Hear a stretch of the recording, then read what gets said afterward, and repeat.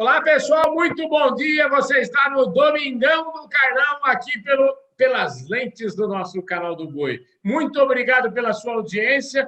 E olha, como eu sempre falo, lá no programa Fala Carlão e aqui também no Domingão do Carlão, é sempre na prateleira de cima do agronegócio brasileiro. E hoje eu tenho a honra, a satisfação de receber aqui um ícone desse agronegócio, Sebastião Guedes. O Sebastião Guedes é o seguinte, ó, ele nasceu lá em Mococa, é filho de boiadeiro, fez uma carreira brilhante aí na indústria veterinária, foi diretor da Bayer, foi diretor do CNPC, e hoje é membro lá do COSAG, enfim, deve ter um monte de outras coisas que nós vamos saber tudo agora aqui nessa entrevista.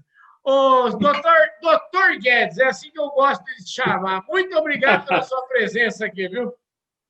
Olha, Carlão, muito obrigado. Eu que fico envaidecido, porque eu já estou naquela fase, né, no ocaso da vida, né? E fiquei muito envaidecido com o seu convite e pela repercussão que você tem como homem de comunicação do agro, né? E as pessoas que você entrevista. Então, para mim, é um atestado de boa origem ser convidado por você. Parabéns. Bom dia. Doutor Guedes, deixa eu falar uma coisa para o senhor, é o seguinte. Eu sempre digo aqui nos meus programas que se eu tivesse tido uma reunião com Deus, alguns lá para trás, e ele tivesse dado para mim a seguinte opção, falou assim, Carlão, quem você quer que eu coloque no meu caminho, é só você pedir que eu vou colocar. Ô, doutor Guedes, eu não tinha coragem de jeito nenhum de pedir tudo que ele me pôs, todas as pessoas que ele pôs no meu caminho, viu? E o senhor faz parte disso. Então, eu sou muito envaidecido e muito honrado de estar falando aqui com o senhor, viu? Não, a honra é minha, realmente. E você é uma pessoa que impõe respeito no meio, e esse meio nosso é um meio que tem altos e baixos tremendos, principalmente na área da imprensa. E você sempre tratou com muito profissionalismo. Fiquei até muito contente quando, no COSAG, né, via você sempre lá. O Carlão está aí firme, né? Você está... Ou seja, o seu cavalo está sempre chegando em boas horas. Muito obrigado. Doutor Guedes, é o seguinte, eu já dei uma especuladinha assim, bem por alto aí sobre a carreira do senhor, falei que o senhor foi diretor da Bayer, mas uma coisa que eu gosto de falar sempre aqui é que ninguém nasce diretor de nada, né? Todo mundo tem uma história para contar e o senhor deve ter uma boa história, eu já falei que o senhor é lá de Mococa, então eu queria saber o seguinte, como é que foi a sua infância? Conta para mim as origens da sua vida e da sua trajetória. A minha infância foi lá em Mococa, né? Sempre estudei, quer dizer, lá até... Meu pai me pôs uma época interno, depois que achava que o estudo era importante para o futuro, né? Meu pai só tinha a segunda série de ginásio. Meu pai era um boiadeiro, um homem simples. O que ele gostava mesmo, ele gostava de gado. Nossa, ele gostava de gado, gostava de futebol. Foi presidente do rádio de Mococa, levou o rádio naquela época na divisão especial. E meu pai foi 2 vezes prefeito de Mococa. Uma vez foi vice, teve que assumir, porque o prefeito renunciou, e depois foi eleito em plena época da Revolução. Então, a imagem boa que ele tinha de administrador arrojado, quando você era prefeito na época da Revolução, reforma tributária, tudo aquilo, foi uma época difícil. Eu nunca gostei de política, eu toquei minha vida, estudei. Então, meu pai, uma época, falou: o futuro vai ser do estudo, você vai estudar. Depois, no arquidiocesano, mas aí eu fiquei só 1 ano, voltei para Mococa, e me dedicando paralelamente um pouco de pecuária. Tive lá em Mococa um veterinário muito conhecido, muito bom, chamado Valdir Freire Meirelles, já morreu, e gostava do trabalho que o Valdir fazia. Ele revolucionou muito a pecuária em Mococa, era um cheio dedicado. Aí eu ficava em dúvida se estudar agronomia ou veterinária. E sempre fui um sujeito que gostava de São Paulo. E aí prestei o vestibular, entrei na Faculdade de Medicina Veterinária da USP, entrei bem colocado naquela época, foi o primeiro ano do C100, só passava para a segunda fase quem fosse bem aprovado na primeira fase. Então, fui para a fase dos exames práticos, me formei em veterinária em 69, tive bons professores em uma série de cadeiras, né? Não em todas, é óbvio, né? O diretor da escola, no meu tempo, era um cara, nós temos uma greve grande na época contra ele, para fazer aulas na fazenda em Pirassununga e tudo, mas ele foi um cara admirável, era o professor Orlando Marques de Paiva. Depois ele foi reitor da USP, e era um homem de um coração muito bom, né? E depois de muitos anos, uma homenagem na IPCA que fizeram ao professor Uriel Franco Rocha, lembra? Uhum. E que era pai do Flávio da Champ, eu conversei muito com o Dr. Paiva, né? E recordei a época da greve, recordei, nós demos trabalho para ele, que foi uma greve de 67, no regime militar, e nós levamos lá na veterinária o general Cru, o Arnaldo Cerdeira, o general Meira Matos, uma comissão de educação na Câmara dos Deputados. Foi feita uma comissão de inquérito na Assembleia Legislativa, porque era a USP, o governo federal não interferia muito. Tivemos uma audiência com o governador Abreu Sodré, que disse uma coisa impressionante para nós naquela época. Ele falou assim, olha, a universidade é o quarto poder, não dá para mexer, vocês têm que discutir entre vocês mesmos. Mas depois o Dr. Paiva, com habilidade, o reitor era Alfredo Gonzalez, formou uma comissão e conseguimos desenvolver muita coisa na veterinária. Comprou-se um ônibus Mercedes-Benz novo, 8 combis para clínicas, tínhamos aulas quinta, sexta, sábado, quinta à noite, nós íamos para Pirassununga, sexta e sábado, voltávamos sábado à noite para São Paulo, porque nós queríamos ver boi, vaca, porco, né? E isso foi um objetivo da greve, né? A greve nos custou um pouco de dor de cabeça, mas foi bom. Me formei em veterinária, quando me formei não quis voltar a trabalhar com meu pai, talvez tenha sido um erro, né? Porque meu pai tinha uma fazenda em Goiás, tinha fazenda em Mococa, e fazenda naquela época também dava um pouco de dor de cabeça, né? Nós tínhamos uma fazenda em Moarama, no Paraná, o pessoal pôs fogo no norte do Paraná, uns poceiros, e aquilo alastrou, foi uma coisa horrível. Meu pai também tomou um grande calote de um frigorífico, que eu não vou citar o nome, né? Meu pai vendeu para ele naquela época 1.200 cabeças de gado. Depois de muita luta, meu pai conseguiu receber 600. E as outras 600 ele não pagou, foi um desbronco, né? E esse cara depois foi para a Itália, andava de Lamborghini, essas coisas que tem no Brasil, né? Mas assim é a vida. E eu entrei na Merck Sharp. Meu chefe também era veterinário e o diretor era o Richard Bruning, que depois foi diretor da Merial, um alemão, boa gente, caras modernos. Trabalhei na fazenda que a Bayer tinha, Uruguaiana, e trabalhei um pouco com pesquisa, mas eu aprendi muito com ovelhas lá, que eu não mexia, eu era bobo, né? Ovelha, o bicho se separa assim do rebanho, você vai correr atrás para quê? Elas têm um instinto gregário enorme, né? Uhum. E lá eu conheci algumas figuras importantes, né? Não conheci o Dr. Flávio Bastos Telecheia, né? Uhum. do PT, ele que mostrou o primeiro Border Collie, né? Fui na fazenda dele lá, ia lá, e falei, o senhor tem um bom ovelheiro. Ele falou, não, Guedes, meu ovelheiro não, Paulista. Isso aqui é um Border Collie que eu trouxe da Nova Zelândia. E o cachorro era uma figura fantástica. Valia por 4 ou 5 peões no rebanho da fazenda, da Umbu. E tinha fatos pitorescos, né? E depois trabalhei na Bayer 3 anos, lançamos a primeira vacina contra a doença de Marek, que era um câncer de aves. Depois, aí a Bayer me ofereceu um belo salário, e eu fui trabalhar na Bayer, e gostei da Bayer. O meu primeiro chefe era o Alexandre Develay, que depois foi embora para uma companhia de ração, e o diretor era o Dr. Mayer Jolini, major do exército alemão na Segunda Guerra. Tinha a grande cruz gamada de ferro que recebeu do Marechal Rommel. Mas era uma belíssima figura, sabe? Quem trabalhava com ele se dava bem, trabalho para mim nunca foi novidade, né? E o Dr. Manjolino era uma figura muito pitoresca, né? Ele saía para viajar com os vendedores e levava um mapaesso. Ele sorteava a estrada e falava para o cara, agora você vai entrar em toda a fazenda do lado esquerdo ou do lado direito.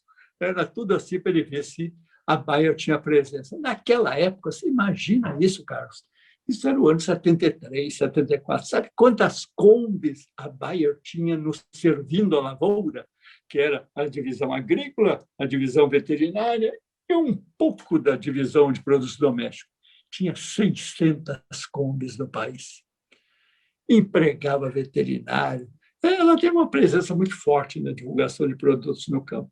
Aí eu fui veterinário, encarregado de treinamento, fui gerente técnico da companhia, depois me colocar também no diálogo com Brasília, me colocar no diálogo no sindicato, né?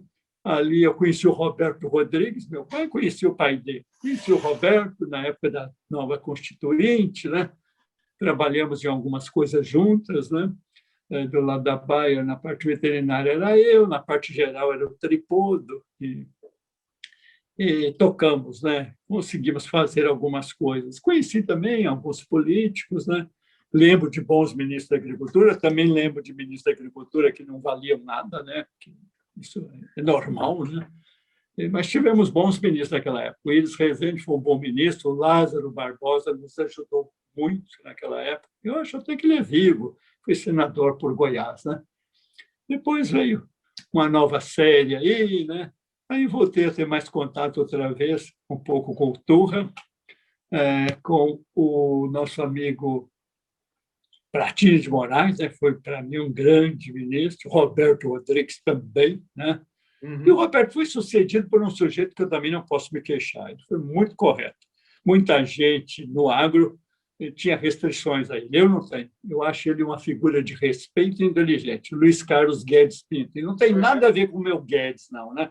Nós, se somos parentes, só se for por parte de Adão e Eva, né? O senhor já... Na Bayer, eu fiz Na Bayer, o senhor foi um diretor da Bayer, o senhor foi nomeado diretor da Bayer, e eu acho que foi o primeiro brasileiro. Como é que é essa história aí, a ser nomeado? Olha, eu entrei na Bayer, aí que passar depois para gerente técnico, aí o doutor Mangiolini se aposentou, veio um alemão, Udo Fischer, bom de marketing, aprendi muita coisa com ele. E o sucessor dele foi Peter Bumck.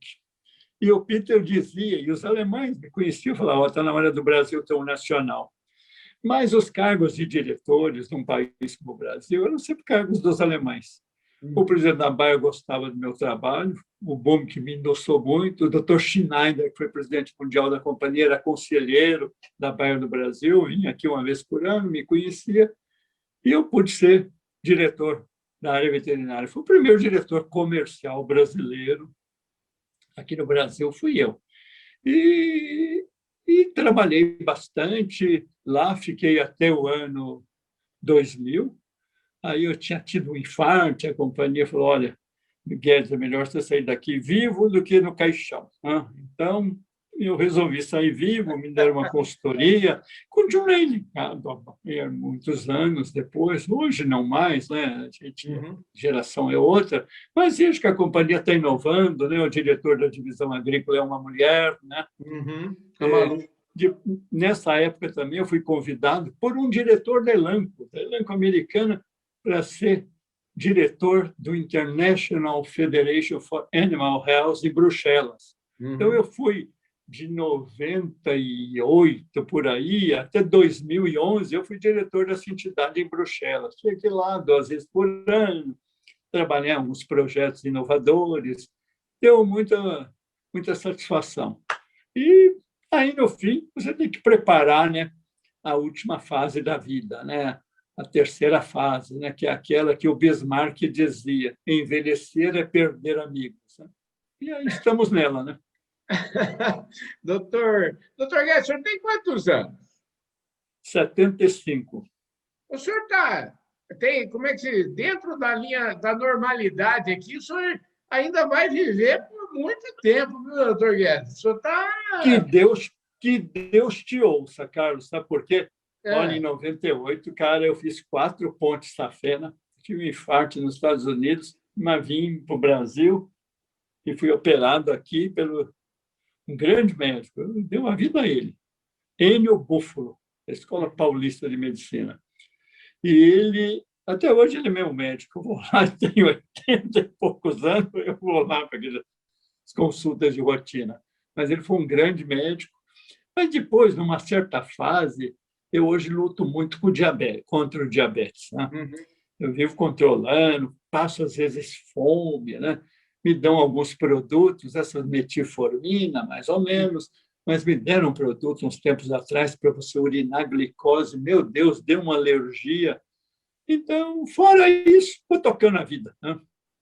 Agora, vamos. Essa fase, depois, durante a. Eu estava falando aqui com o senhor que eu, quando, no começo da minha carreira, no começo dos meus negócios, aqui, acho que ali para os anos 90, devia ter uns 30 anos, e eu Sim, tive participei na Bahia, na época, acho que foi em Salvador, de um congresso da raça Nelore. Eu sempre fui muito ligado, o pessoal do Nelore sempre, sim, são muitos amigos, eu fiz nessa, sim, na raça Nelore.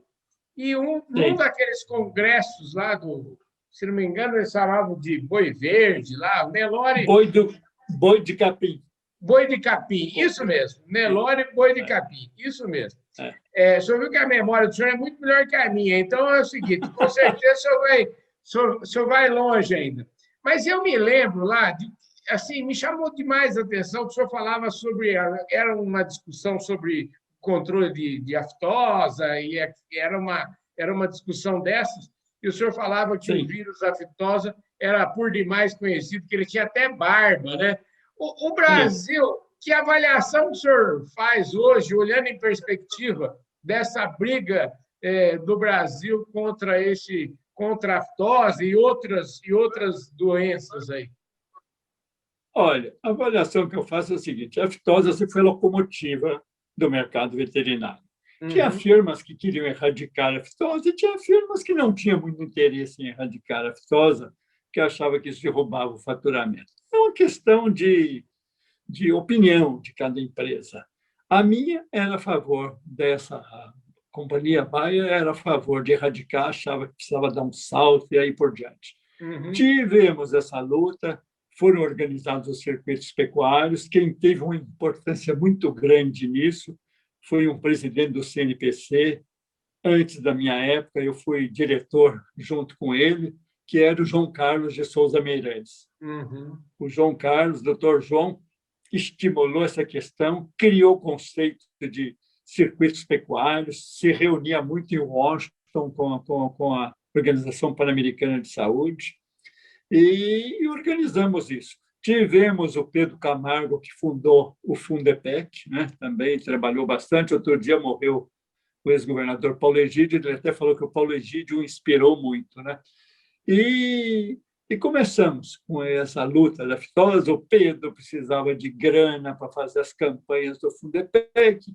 Eu era da indústria, o porta-voz em nome do Sindan, que discutia com ele. Nós quebramos muito o pau, às vezes, mas sempre no bom sentido. E evoluímos. Não resta a menor dúvida que foi uma grande evolução. Em alguns estados tivemos problemas. Eu me lembro que aí já era o ano 2005, por aí eu fui a Manaus, porque houve um foco de aftosa em Careiro da Várzea.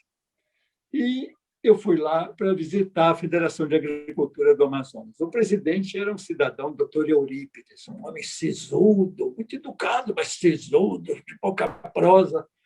E apresentei, falei quem eu era. Ele falou: não, eu conheço o senhor de nome já, mas vamos lá, o que o senhor quer falar? Falei: eu quero falar da pecuária aqui, como é que o senhor vê, como é que podemos, né, erradicar a fitose aqui no Amazonas. Ele falou: olha aqui, Guedes, a fitose bovina aqui não tem a mínima importância. Se o senhor tratar de junta, conte comigo. Dessa outra coisa, o senhor procura por aí, porque não tem a mínima importância. Eu fiquei assim assustado, né? Mas não ia argumentar muito com o doutor Eurípides, ele era um homem já de avançada idade, mas falou uma verdade para mim, sabe? Depois eu vi que ele falou uma verdade. Mas trabalhamos bastante. Demos um grande avanço no Pará, com o presidente da Federação da Agricultura do Pará, o Carlos Xavier, acho que está lá até hoje.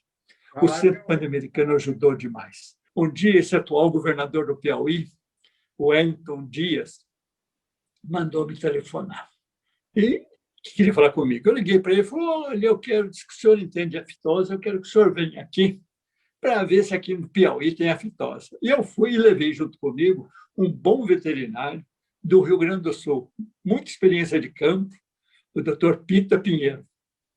Ele trabalhou no Centro Pan-Americano, conhecia bem o Paraguai, o Uruguai. Doutor Pita, eu vou pagar a passagem, tudo, o senhor só vai comigo lá no Piauí. Nós fomos, ficamos lá uns 3 dias, andamos no interior do Piauí, voltamos para uma reunião com o governador, o Wellington Dias.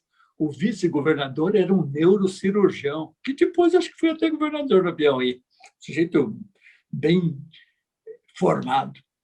E aí o governador nos perguntou: os senhores acham que nós podemos parar de vacinar? Como é que é a situação da fitose aqui? E nós falamos: olha, governador, pelo que nós vimos aí, aqui nem o vírus existe. Um calorão desse, 40 graus, nem o vírus existe. E aí o pessoal todo riu e coisa e tal, e o governador foi a Brasília pedir a erradicação para tirar o Piauí do circuito de aftosa.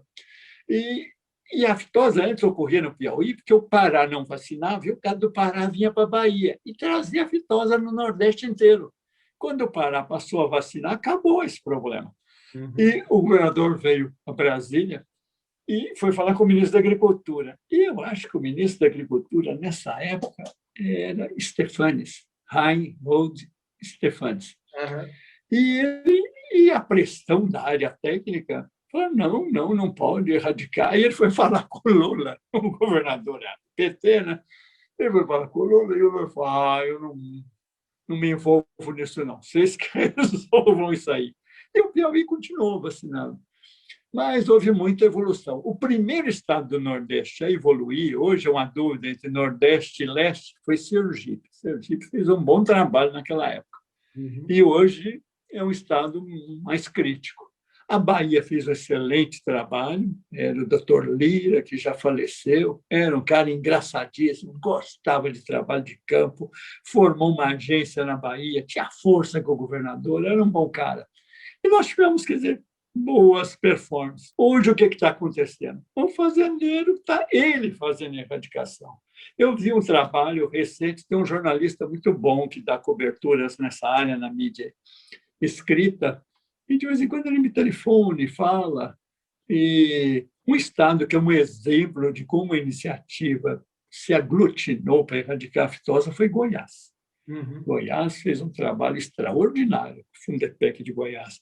Agora foi imitado pelo Paraná, o Rio Grande também tem o Fundesa, né? Santa Catarina, desde a época, né, das aves e dos suínos, que combate a aftosa profissionalmente. Uhum. O Rio de Janeiro é aquilo de sempre, né? Não tem lá grande expressão. Eu lamento te dizer, porque eu sou paulista, mas São Paulo tem uma defesa sanitária, Carlos. Olha, que degenerou nos últimos anos, uma barbaridade. Eu vejo agora essa tentativa de aumentar tributos em cima de alimentos. Não sei se isso é correto ou se é errado, mas olha, não tem retorno. Olha, eu acho que a Secretaria da Agricultura de São Paulo hoje não deve ter 200 veterinários, não precisa ter mais 1.500 que tinha antes. Não, hoje é moderno, mas São Paulo está num estado lastimável. E agora esse grande bloco que pegava todo o leste brasileiro e mais São Paulo e o centro-oeste, esse bloco está querendo sair e isolar São Paulo, Rio de Janeiro, Espírito Santo e Sergipe. Eu acho até uma injustiça com o Espírito Santo, porque o Espírito Santo, até o governo anterior, tinha uma estrutura boa, sabe? Esse governador Paulo Hartung, né? Tinha uma estrutura boa, nós tínhamos reuniões lá ainda em 2017. Agora eu não sei, você sabe, a política no Brasil é algo muito variável, né? E estou preocupado, porque o pessoal acha que o Espírito Santo não está ok. Então, hoje tem um grande movimento no Brasil para isolar São Paulo, Rio de Janeiro e Espírito Santo. Eu acho que está passando da hora mesmo, porque tem países que a indústria veterinária tem tanta força, o lobby é tão forte, que eles não param. Eles aplicam dinheiro em cima disso. E nós temos países que as associações rurais vivem da vacina de aftosa, ou contribuição da indústria, ou uma taxa de aplicação. O meu filho aí é bravo, né? E não é o caso do Brasil. O Brasil não tem isso, não. Graças a Deus, o fazendeiro aqui cumpre a sua parte. O que nós temos é uma visão muito Eu não quero ser, em absoluto, descortês, mas é uma visão de vira-lata, como dizia o Nelson Rodrigues, né? O Brasil tem muita gente que chia numa série de coisas. Meu Deus do céu, em 1991, houve uma grande questão na Europa. Eu ia lá, porque eu ia pela Bayer, né? Para de vacinar ou não. Fizeram uma análise de risco e viram que se continuassem vacinando, ia gastar não sei quantos milhões. E se parassem, tanto. E depois, quer dizer, se tivesse emergência, se resolvia, né? E parar de vacinar. E o Brasil também, essa lenga-lenga. Eu não critico a ministra Tereza Cristina, tenho uma grande admiração por ela, conversei com ela algumas vezes, agora precisa mudar certos paradigmas da defesa sanitária no Brasil. Ela está lutando por isso e espero que ela tenha êxito. Porque não adianta você continuar, sabe, aquele pão com rosca de sempre, né? Não dá, nós temos que evoluir. E eu acho que está na hora de evoluir. Os fazendeiros estão evoluindo. Você vê o Paraná. O Paraná mandou tudo, né? E fez e está indo. O Rio Grande do Sul está fazendo o mesmo. Acre, Rondônia, né? Pedacinho do Amazonas de Mato Grosso mesmo.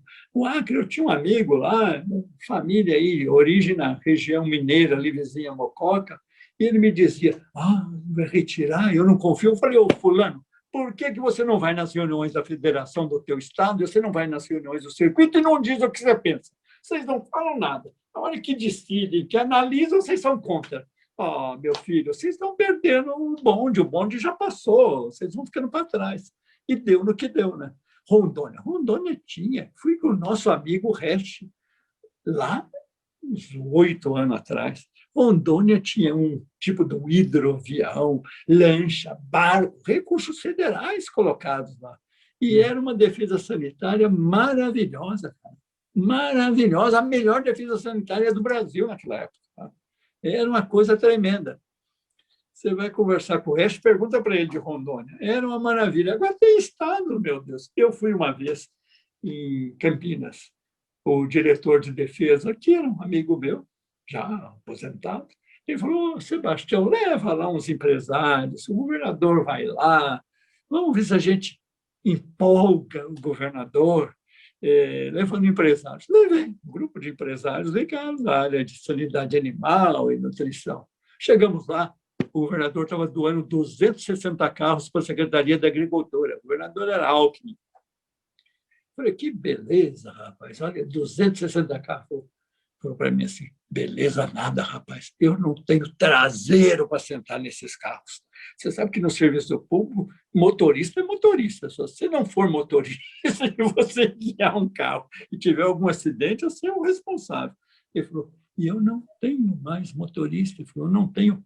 Ele usou até um termo genérico, assim, eu não tenho bunda para sentar nesses carros, né?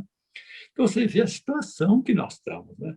Isso me preocupa, porque São Paulo é um estado, né, líder da federação economicamente, mas está ficando para trás. Não é muita novidade. Né? Eu acompanhei o trabalho de muita gente, eu frequentava a Fiesp desde a época do Rafael Noschesi. Olha, faz anos, né?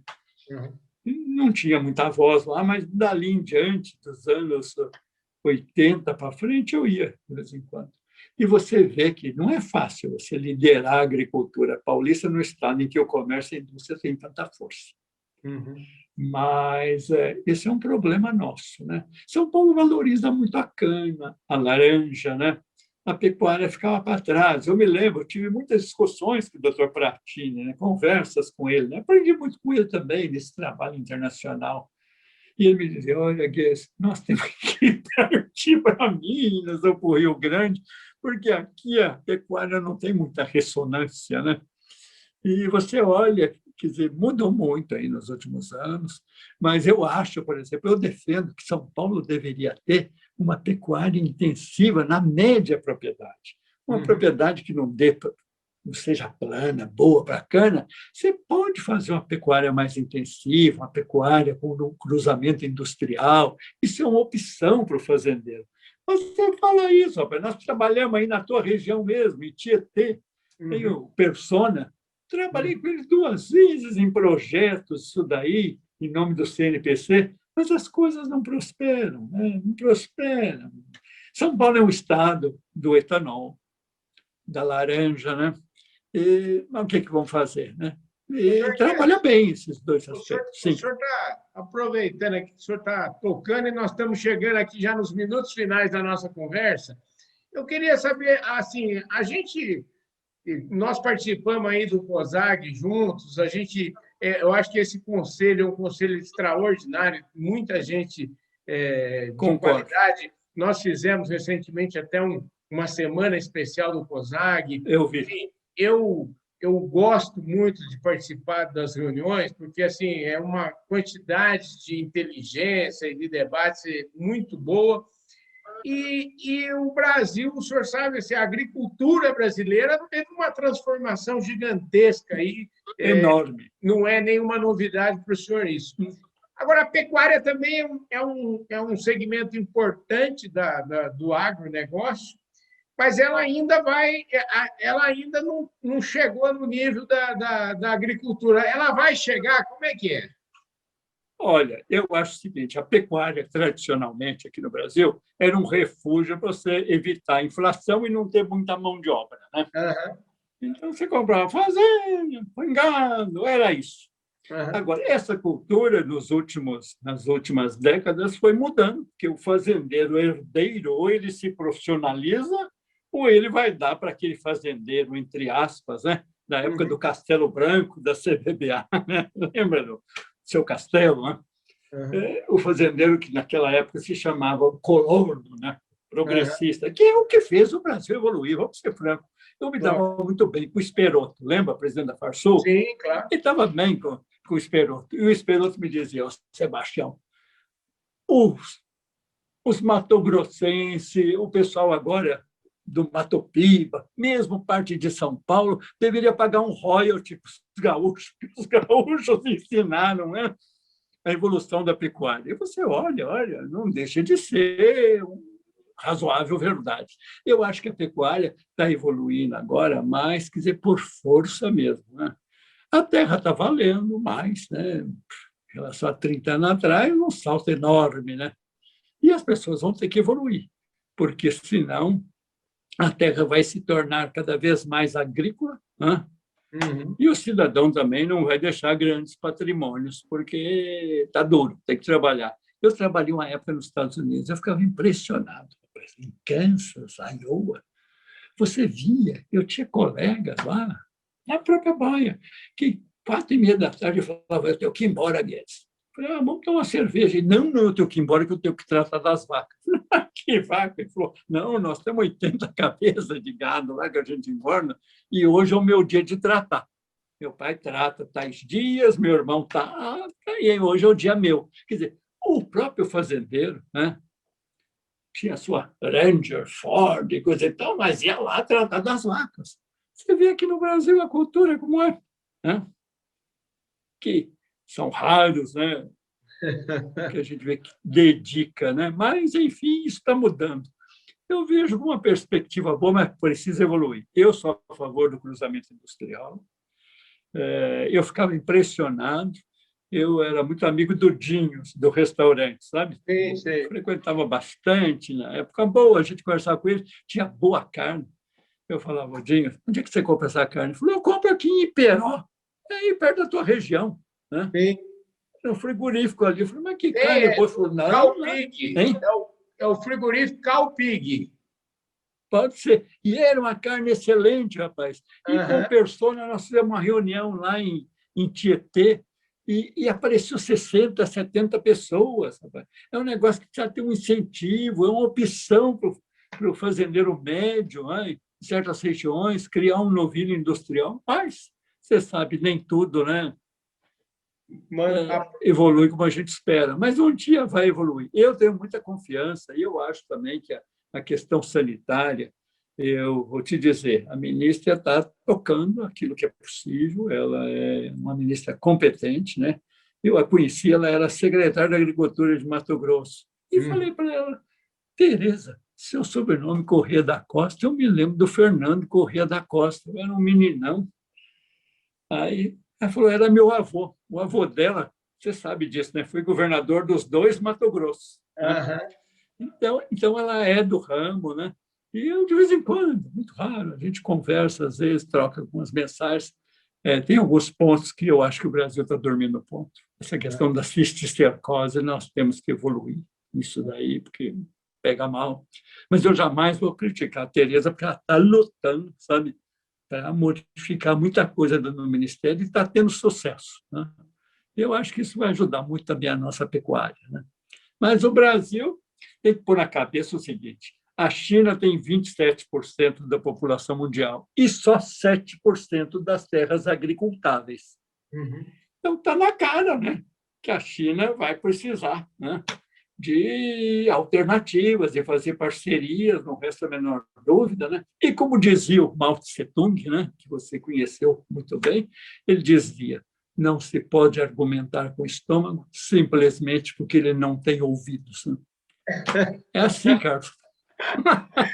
Doutor Guedes, olha, com essa frase ótima que o senhor acaba de pronunciar aqui, eu queria mais uma vez te agradecer. Infelizmente, a gente está chegando aqui, olha, no final no final da nossa prosa. Eu acho que a gente não falou nem muito, ficou muito trem para falar ainda, mas eu queria muito te agradecer. E para não dizer que eu não perguntei, é o seguinte: senhor, a gente estava falando, eu falei para o senhor que eu já fui produtor de leite, né? Eu queria saber o seguinte: nessas andanças todas que o senhor tem aí, o senhor tem alguma memória de alguma coisa pitoresca, alguma visita a uma fazenda, alguma coisa que te chamou a atenção que o senhor pode falar aqui conosco?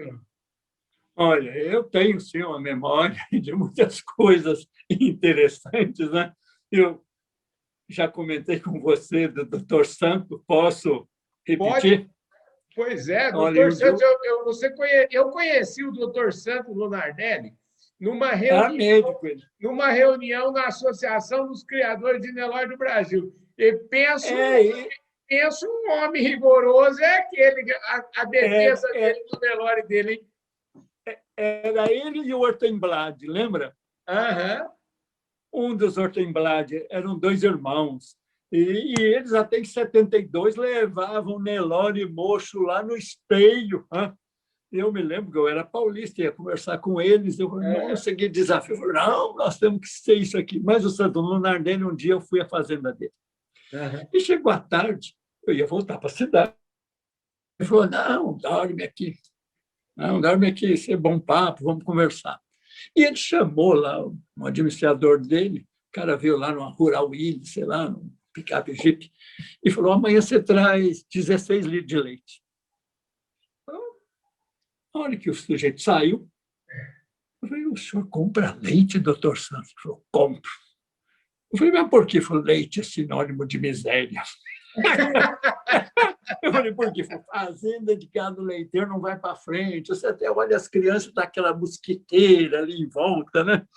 Que coisa. Ele falou: aqui eu mando comprar, muito mais barato comprar, dou para todos os empregados, o que precisar. Mas aqui eu não deixo entrar a vaca inteira. Esse era o doutor Santo Lunardelli, né? É uma figura. Mas tem fatos pitorescos, já convivi com Viacava, né? A gente ria muito, né? No Nelore. Depois teve uma Barreto Ferreira, né, que era lá de Mococa, o avô dela. Dona Alice, ela foi presidente, ela foi presidente da Nelore. Né? Foi sim, Dona Alice. Então, tem umas coisas boas da BCZ, né? Orestinho é um cara muito boa gente. Né? Trabalhei muito no GIEFA também, né, no grupo americano para erradicar a fitose, então você tinha muita figura engraçada. Mas na outra oportunidade a gente faz, se Deus quiser, um programa aí com essas situações mais pitorescas. Vai dar um programa inteiro, a gente já fica combinado aqui, uma hora dessa nós voltamos. Nós vamos. Doutor Guedes, deixa eu agradecer imensamente sua presença aqui. Aliás, eu quero mandar um forte abraço para um amigo meu que está morando lá em Santa Catarina hoje, chamado William Johnston. O William Johnston... William, sei. William Johnston... Ele trabalhou comigo na Baia. Pois é, e ele sempre, nós convivemos durante algum tempo aí, a gente trabalhou com a Bayer Public, a Bayer, o William Sim. Johnston ele era o nosso comandante lá dessa área. Sim. Ele gosta, ele sempre falava muito bem do senhor. O senhor já então eu quero aproveitar aqui, William, olha aí quem está aqui hoje. Receba o meu abraço e, com certeza, o abraço do Dr. Guedes. Certamente, certamente. O William é muito boa gente. E ele tem uma grande característica, ele é um cara calmo. É verdade. Eu me dava muito bem com ele, porque ele era calmo. Eu, às vezes, era meio impetuoso. Ele falava, olha, Guedes, vamos conduzir assim. Ele era calmo. A última vez que eu tive notícia dele, ele estava em Goiás. Agora está em Santa Catarina. É verdade. Ele estava em Goiás e agora se mudou, está lá morando em Navegantes, de frente para o mar. Ele está só tranquilo na vida lá, viu, doutor Guedes? Tranquilo, bem merecido. É isso mesmo. É isso aí, gente. Esse foi mais um Domingão do Carlão, e esse Domingão especialíssimo. Na prateleira de cima, nós conversamos aqui com o doutor Sebastião Guedes, um homem brilhante, fez uma carreira brilhante aí no setor do agronegócio. Olha só, o homem foi diretor da Bayer, foi presidente do CNPC, foi presidente da International Federation Animal Health. Ou seja, o homem conhece de saúde animal. Doutor Guedes, muito obrigado pela sua participação. Eu desejo para o senhor um ótimo domingo, viu? Eu agradeço e também lhe desejo um domingo auspicioso. É isso aí, pessoal. Um forte abraço a todos vocês. Eu vejo todo mundo no nosso próximo programa, domingo que vem. Valeu, obrigado pela sua audiência. Fiquem com Deus. Forte abraço. Valeu, gente. Tchau. Igualmente.